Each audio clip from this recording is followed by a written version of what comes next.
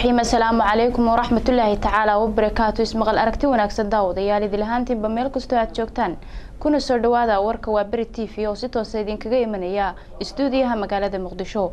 Anigoo Sucaad Ciga Jaamac ayaa warka u diyaara. Qodobada aad ku daawan doontaana waxa ka mid noqon doona madaxweynihii hore ee dawladii ku meel gaarka ahayd ee Soomaaliya ahna murashax u taagan xilka madaxtinimada dawladda federaalka Soomaaliya Sheekh Shariif Sheekh Axmed oo maanta gaadhay magaalada Kismaayo.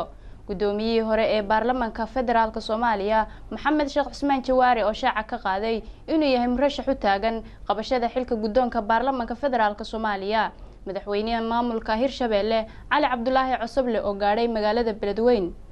ururka hiliblayaasha magaalada Hargeysa ee nafaqo oo iyaguna doortay gudoomiye cusub ay ku mideysan yihiin ururkaasi. Wasaaradda Caafimaadka Puntland oo kooxo caafimaad u dirtay goobihii ay dhawaan roobabka deyrtu ka da'een oo isugu tageen bulsho fara badan. Akhbaaraadka dhinaca caalamka warkeena ku daawan doontaana waxa ka mid noqon doona askari Israa'iiliya oo lagu eedeeyay inuu dilay qof Falastiiniya. intaasi daawadayaal waa qaar ka mid ah qodobada warka ku daawan doontaan. Qodobadaas iyo qodobo kale oo faahfaahsan u diyaar garooba goordhow.